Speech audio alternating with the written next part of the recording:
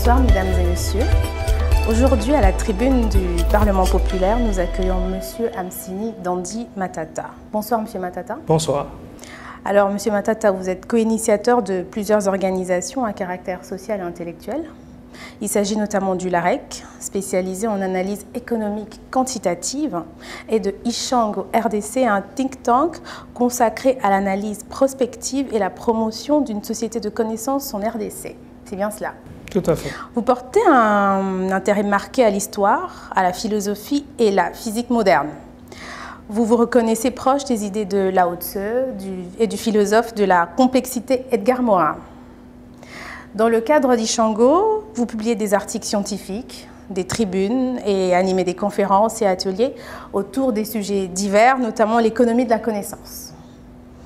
Vous êtes co-auteur du livre « Le prince de Machiavel, quelles leçons pour la gouvernance publique aujourd'hui » paru en 2020. Avant toute chose, promettez-nous de faire un usage responsable de votre liberté d'expression. Pour cela, je vous prie et je vous invite à répéter après moi, la main sur le cœur, je dirai la vérité, toute la vérité, rien que la vérité. Je dirais la vérité, rien que la vérité et toute la vérité. Je vous remercie d'avoir accepté notre invitation, ce qui fait naturellement de vous le premier citoyen à passer sous l'épreuve de la tribune du Parlement populaire. Pour ce premier numéro, nous parlerons de la RDC. Alors, quand on vous dit République démocratique du Congo, que cela vous incite-t-il? Merci beaucoup.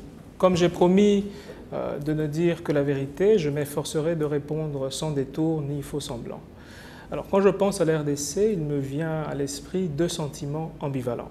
D'une part, une grande tristesse et une amertume profonde devant ce qu'on peut appeler un gâchis collectif. Nous n'allons jamais le souligner assez. La dichotomie qu'il y a entre nos richesses potentielles et notre précarité effective nous prive de sommeil. C'est l'image d'un pays dont l'appareil productif déliquescent ne permet pas de nourrir tous les Congolais à leur faim.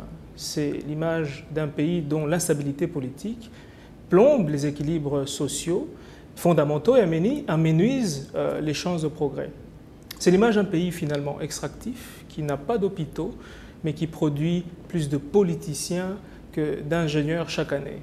Bon, d'autre part, penser à la RDC fait naître en moi un profond espoir. Espoir qu'un jour nous serons tous ensemble capables de traduire le rêve des pères de l'indépendance en réalité. Celui d'une nation riche, à la prospérité partagée, une nation puissante au cœur de l'Afrique. Vous savez, ce pays, c'est aussi celui de Kimpavita, de Kimbangu, de Lumumba, de Muyembe, de Mukwege, de Ndaiwel, de Simaro et de tant d'autres esprits suffisamment avisés pour influencer profondément et positivement notre destin commun. Mais puisque vous parlez des hommes, et vous en avez même cité là quelques illustres, on dit souvent que nous avons un problème d'hommes et que cette lacune suffit à elle seule à expliquer finalement l'état actuel du pays. Qu'en pensez-vous? Bon, je m'inscris personnellement dans une vision plus holistique, pour dire nous avons plutôt un problème de société. C'est vrai que dans l'histoire des peuples, une poignée d'hommes a des fois suffi à résoudre des problèmes sociaux complexes. Mais pour être juste, je préfère penser que c'est l'ensemble de notre société qui se porte mal à certains égards. Mais vous savez, il est aisé de dire que nous avons un problème de société. Mais concrètement, comment le justifiez-vous? On ne peut pas penser société sans penser homme. La société n'est-elle pas faite d'hommes, justement? Alors, dans l'analyse des problèmes, nous avons souvent tendance à transposer nos propres préjugés sur l'objet qui est analysé. On appelle ça un biais de représentation. Et à cause de ça, nous nous trompons souvent de problèmes et nous gaspillons un temps précieux sur les effets plutôt que sur les causes de nos difficultés. Étant économiste moi-même, mon premier réflexe serait de chercher la cause de nos malheurs du côté de la distribution des richesses, par exemple, ou de la qualité des institutions, ou encore du déficit de capital humain. Alors, pour répondre à votre question, moi je suggérerais d'adopter un point de vue sociologique. Cela nous permettra, à mon avis, d'appréhender le fond du problème. On pourrait par exemple suggérer que notre rapport à la richesse ou notre rapport à la réussite serait un bon candidat pour expliquer notre situation, nos malheurs, du moins en partie. Mais en quoi notre rapport à la réussite peut-il expliquer notre sous-développement? Pouvez-vous être plus clair? Bon, comment mesure-t-on la réussite ou le succès dans notre société? Si vous interrogez chaque Congolais sur ce point, il est certain que vous aurez des réponses diverses. Mais il se dégagera, je n'en doute pas, un invariant, certainement. Chez nous, a réussi celui qui possède les moyens de s'offrir des commodités matérielles, une maison, un véhicule de luxe ou des voyages. C'est peut-être simpliste et quelque peu caricatural, hein, mais je vous invite à en faire vous-même la vérification empirique dans votre propre milieu. Les personnes jouissant de telles commodités sont généralement considérées comme ayant réussi. Peu importe la méthode utilisée pour accéder à la dite aisance matérielle. Le pire, vous savez, madame, le pire, c'est que nous sommes parvenus à nous convaincre nous-mêmes que faire de la politique, ou mieux, exercer une fonction politique, est la voie royale pour parvenir au confort matériel. Mais est-ce que vous mesurez tous les dangers qu'une telle conception, qu'un tel rapport à la richesse fait peser sur notre société à long terme?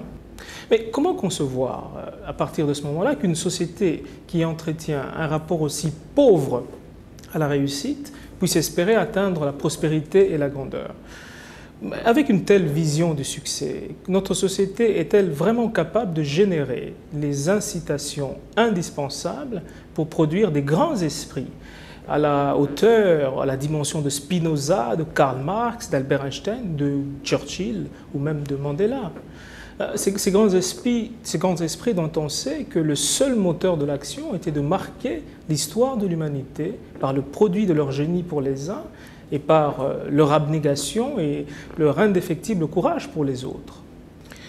L'histoire des peuples nous renseigne suffisamment que le progrès d'une société est aussi tributaire des incitations qu'elle produit.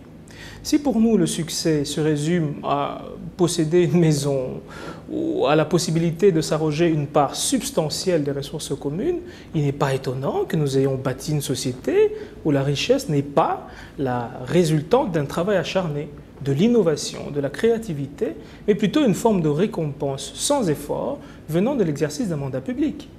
Une société qui méprise le savoir, qui sanctionne négativement toute forme d'excellence, peut-elle prétendre à un quelconque progrès économique et social?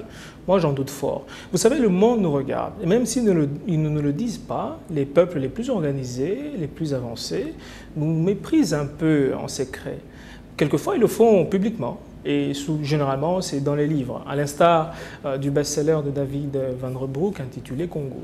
Mais, Monsieur Amsini, si le problème se pose effectivement, si le souci se situe vraiment dans les termes que vous venez de décrire, comment peut-on le corriger? Bon, si on part du principe que le constat que j'ai établi est correct, alors on doit impérativement changer notre rapport à la réussite et notre rapport à l'histoire. Apprendre à nos enfants que ce sont les grandes idées scientifiques et philosophiques qui ont bâti les grandes nations et qui continuent à façonner le monde. Que le savoir est finalement la première des richesses. Qu'un bon militaire qui a sacrifié sa vie pour la nation est un exemple de réussite. Qu'être enseignant intègre et compétent est un succès. Qu'un médecin dévoué qui sauve des vies mérite notre respect. Qu'un écrivain prolifique ou un mathématicien génial ou encore un inventeur de talent sont tous des sources d'inspiration et des fiertés nationales. Mais comment y arriver finalement? Nous devons justement inciter nos enfants à innover, à créer, à investir des efforts pour impacter leur communauté. Nous devons les inciter à bouger les lignes de l'histoire, à changer la trajectoire collective de notre société au-delà de leur trajectoire personnelle. Réussir, pour moi, c'est aussi être capable de changer la vie des autres. Il faut pour cela produire des incitations nécessaires pour stimuler le génie. Nous devons commencer à apprendre à respecter et honorer les valeurs qui élèvent la société et rendre l'hommage qui leur est dû aux compatriotes qui excellent en incarnant ces valeurs. Bon, naturellement, nous devons aussi produire des contre-incitations pour décourager les comportements qui favorisent une conception pauvre de la réussite et érodent finalement le capital social. C'est donc ce que d'autres appelleraient le changement de mentalité. Bon, écoutez, on peut l'appeler comme ça en effet, mais personnellement, je préfère parler d'incitation positive. Le changement de mentalité est un résultat recherché. C'est un effet, en quelque sorte, un effet dont il faut identifier les causes. Celles que j'appelle, moi, les incitations positives, qui vont produire ce changement au passage du temps.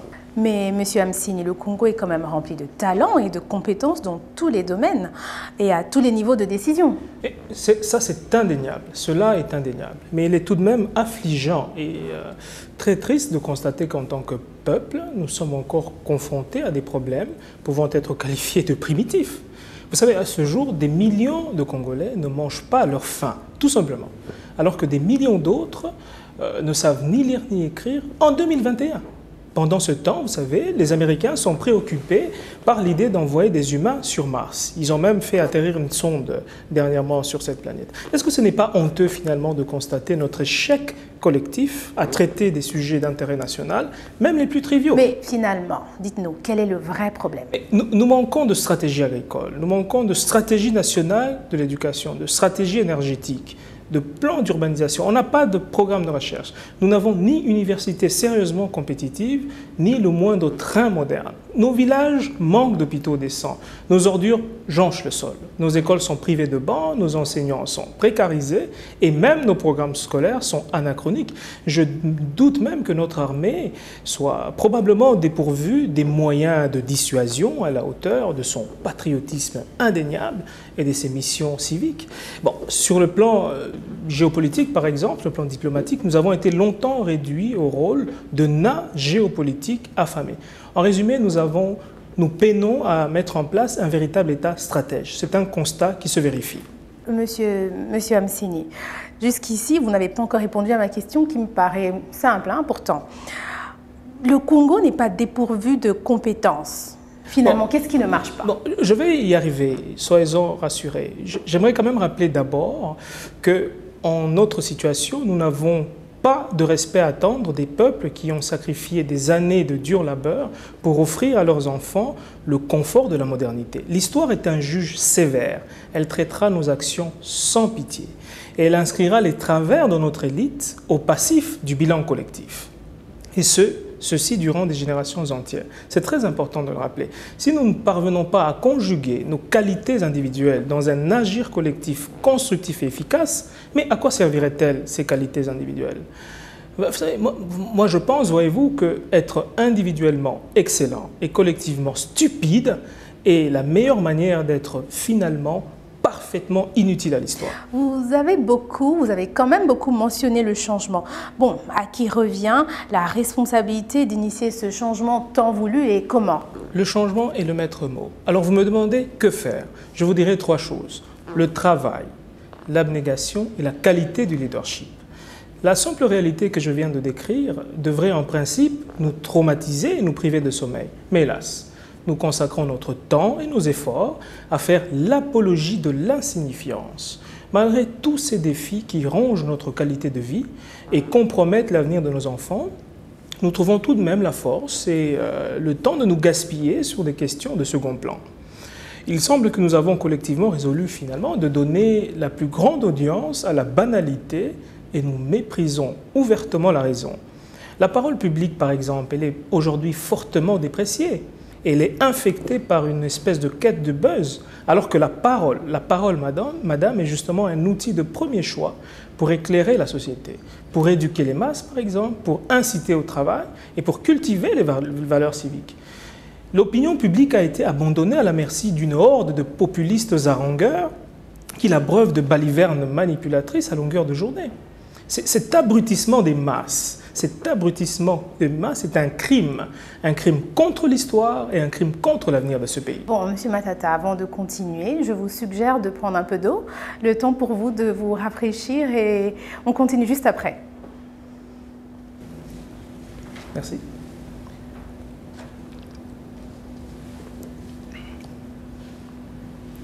Alors, revenons-en à notre sujet. Ça va mieux? Ok. Je disais tout à l'heure que c'est facile d'exposer les problèmes. Mais quid de la transformation sociale? Quid du remède? Bon, les transformations sociales s'opèrent dans la longue trame de l'histoire. Pour arriver à la pleine transformation de l'homme congolais, tel que appelé par tous, des décennies, peut-être même des siècles sont nécessaires. Mais c'est vrai, je le consens, la nature de nos problèmes nécessite une action immédiate. Et c'est à l'élite qu'incombe le rôle de forcer la marche de la société vers le progrès perpétuel. C'est à elle qu'il revient de tracer le chemin laborieux vers le développement et d'y conduire l'ensemble de la société. C'est elle qui porte la mission, finalement, de prélever les attentes et les aspirations profondes de la société et de ficeler le contrat social le mieux à même de rencontrer ces attentes. C'est un rôle historique que de mettre en place un leadership développeur. Ce rôle, voyez-vous, nous peinons à le remplir. C'est donc si difficile? Mais pourtant, les problèmes auxquels nous sommes confrontés sont ni insurmontables, ni inédits. Mais seulement, leur résolution nécessite un tel niveau de discipline et d'abnégation que je m'interroge sincèrement sur notre volonté et notre aptitude à les prendre en charge. Le progrès est onéreux. Et pour la génération actuelle, le prix à payer serait peut-être de travailler avec acharnement, mais sans l'assurance de récolter tous les fruits du dur labeur dans l'immédiat. Vous insistez beaucoup sur le coût du progrès, mais finalement, ne pensez-vous pas que c'est un peu à cause de cela que nombreux tombent dans ce que vous avez qualifié de populisme? Bon, la nature des défis que nous devons relever nécessite des transformations structurelles. Ces transformations sont à la fois profondes et douloureuse. Ça, c'est indéniable, il ne faut pas se le cacher. Imaginons par exemple l'énergie qu'il nous faut déployer pour parvenir à électrifier tous nos villages, pour parvenir à construire toutes nos routes, pour permettre à chaque Congolais de manger à sa faim. Imaginons seulement les sacrifices qu'il faut pour assurer une éducation de qualité à tous nos enfants. J'insiste sur la qualité. Bon, pour assurer aussi des emplois décents aux millions de jeunes Congolais qui en manquent. Imaginez seulement ce qu'il faut pour que tout Congolais parvienne à se soigner correctement dans des hôpitaux sérieux. Bon, encore qu'il ne s'agit là que de besoins fondamentaux.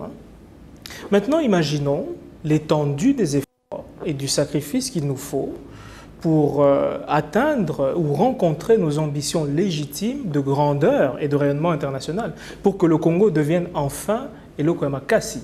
Il faut travailler, madame. Je ne sais pas si vous réalisez quand même que vous venez de dépeindre là une situation assez préoccupante, j'irais même jusqu'à dire désespérante, avec des termes sans équivoque. Mais je reviens quand même sur le que faire. C'est finalement, à mon sens, la question la plus importante. Moi, je pense que vous avez raison. Pour espérer devenir une nation puissante au cœur de l'Afrique, nous devons absolument tout repenser. À commencer par notre système éducatif, qui est, vous le savez, peu enclin à produire de l'excellence. Bon, malheureusement, le discours de la facilité se vend mieux que cet appel au sacrifice que je viens de lancer. Je disais que mon rôle n'était pas de dire aux gens ce qui leur plairait d'entendre, mais plutôt de dire ce qui doit être dit. Et voici mon opinion. C'est indéniable, notre peuple aussi aspire à la prospérité et au développement. Mais le développement est un processus long et progressif qui nécessite des efforts, sans discontinuer des sacrifices sur plusieurs générations. Cette vérité est des plus difficiles à accepter pour les masses, en proie à la précarité et prisonnières des contingences du quotidien. C'est vrai, les masses sont précarisées, elles sont prisonnières du quotidien. On peut même en déduire que c'est cela qui les prive du recul nécessaire, du recul critique nécessaire pour penser le changement. Tout à fait. Ce n'est donc pas aux masses qu'incombe la responsabilité de concevoir la société. C'est plutôt à l'élite que revient ce rôle. Parce que contrairement aux masses, l'élite, elle est mieux outillée, elle dispose des moyens financiers, et intellectuels et politiques pour y arriver. Pour finir, selon vous, quel type d'élite nous faut-il? Bon, alors ça, c'est une véritable matière à réflexion. Mais je dirais d'emblée que le contexte des défis qui est les nôtres nous impose une élite et des dirigeants réformateurs. Les réformateurs sont toujours préférables aux populistes. Je pense même que nous devrons faire de cette affirmation une sorte d'axiome de la politique publique congolaise. Parce que le populiste, voyez-vous, est volontairement prisonnier du court terme. Il est prisonnier de l'opinion immédiate. Il est privé du recul autocritique et ne fait aucun cas de la planification long terme. Mais ce qu'il importe, lui, c'est les sondages, c'est la nécessité de paraître à l'instant T. Cependant, le réformateur accepte le risque de décevoir l'opinion immédiate. et de déplaire aux rentiers, seulement pour s'engager ou pour engager la société dans des transformations douloureuses aujourd'hui, mais sans lesquelles le bonheur collectif ne saurait être atteint demain. Il est, pour prendre la métaphore, comme un cultivateur qui, au lieu de manger son grain, préfère patienter, braver la faim et le s'aimer. Il accepte en quelque sorte de cultiver aujourd'hui pour obtenir une moisson abondante au bout de l'effort. Il s'agit, comme j'ai l'habitude de le dire, de sacrifier du présent personnel au nom d'une certaine idée du futur collectif. Mais là aussi, il y a une profonde matière à réflexion. Alors, Monsieur Amsini Matata, je vous remercie d'avoir accepté notre invitation. Nous espérons vous retrouver très bientôt sur notre plateau pour discuter d'autres sujets encore bien plus intéressants. Quant à moi, je retiens quelque chose de particulier. Vous avez dit qu'être individuellement excellent et collectivement stupide est la meilleure manière d'être finalement inutile à l'histoire. Je le réitère. Merci aussi à toutes les personnes qui nous ont suivis et je vous invite à vous abonner à notre chaîne YouTube pour ne rien rater du Parlement populaire pour connaître la vérité, toute la vérité et rien que la vérité. Merci et à bientôt.